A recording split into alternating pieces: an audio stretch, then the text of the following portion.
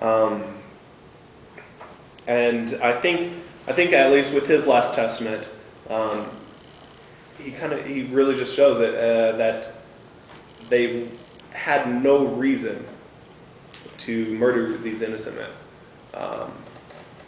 but because of their ideals and because of their philosophy, they were murdered. In this society of freedom, of free speech and free thought, a free congregation of people, it's not totally true. It's not totally free, and we can obviously see this with this example. A few things is that in the jury there was actually a man that was the brother of one of the police officers that was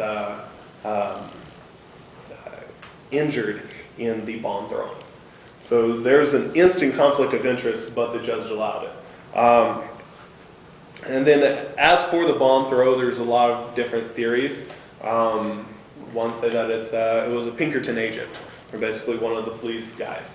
One said that it was just an unknown assailant. Some say that it was Rudolph Schubel.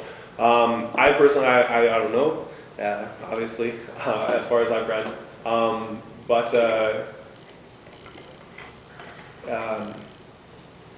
it's just, it's interesting to note that the police characterize these people as always having bombs and pistols and everything else, and only one bomb was thrown.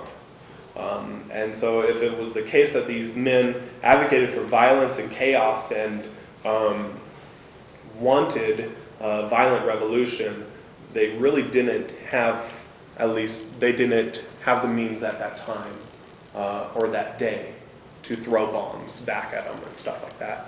But what came of all of this is that in 1889, Second International in Paris convened and basically said, let's honor these men that were killed, and then also let's work for the 8-hour workday internationally. And so they decided to march on May 1st of 1890, and subsequently every year after that. And then later and then obviously we have the 8-hour workday. In closing, I think that this is an obvious example of American justice for the capitalist class. This is an obvious example that in the most free, most democratic, most wonderful state. Because honestly, in the United States, we have freedoms and we have power and we have rights that no other country or state or people really have. And it's obviously not the case always. And we really need to remember that, and that even though it may seem that way, it really isn't. And so yeah, that's actually all that I have.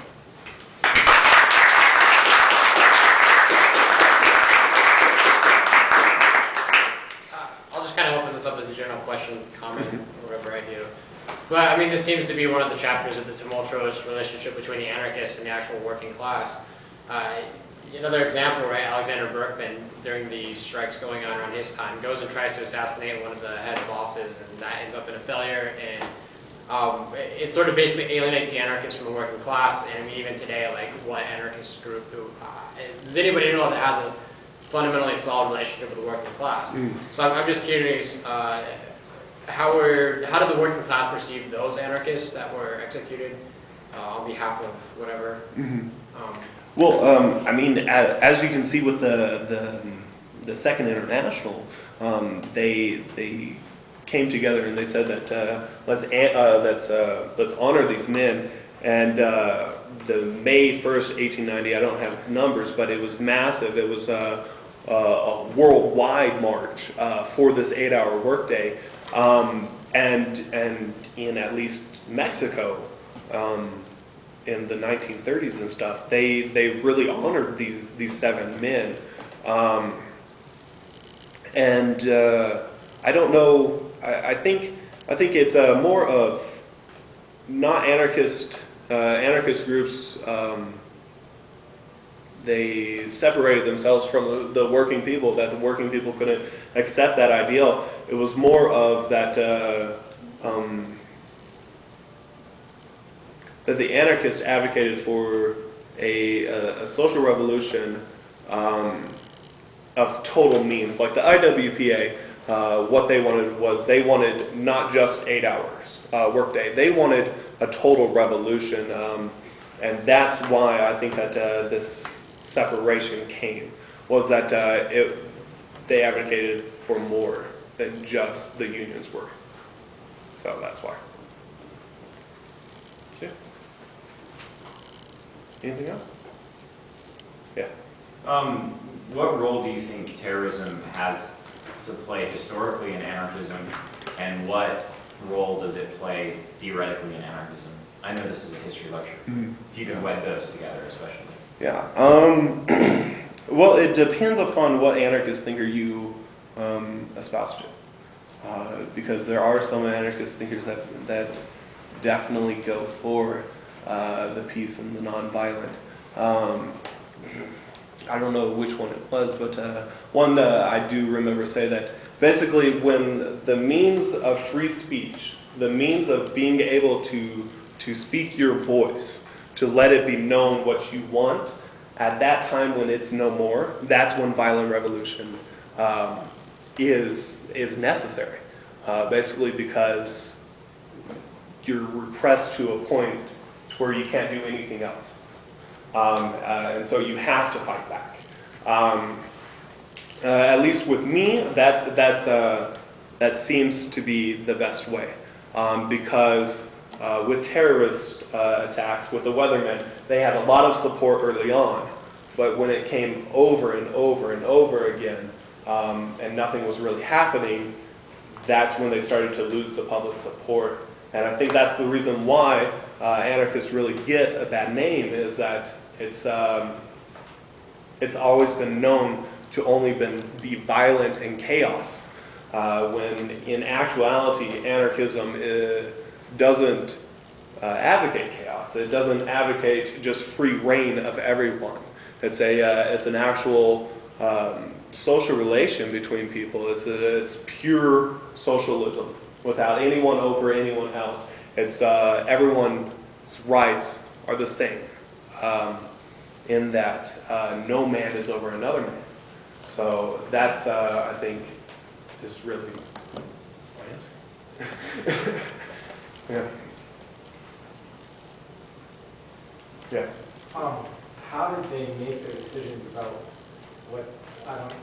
what to do? Like, how did they come to the decision to march, Mm-hmm. to do whatever it was that they did? Well, in Chicago, it was basically like the biggest hotbed in America for labor union action, for any kind of like revolutionary action. There was a lot of anarchists, socialists, communists. Everyone basically was in Chicago at that time, it seemed like.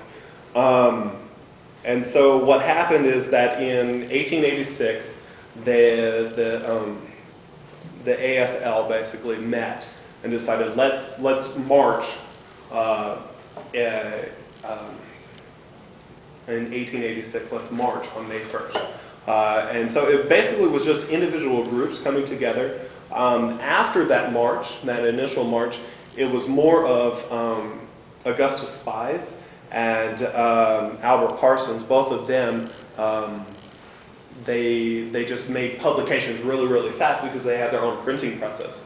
And so they made publications for meetings, and because there were so many out-of-work people, they could get to certain sectors and they would know that that's where the out-of-work people were. And so they could just pass out flyers to everyone. And then they would go to also factories and stuff like that when people are coming out of the work and say, hey, come to this meeting, come to this meeting. And so that's how they got people together, I guess.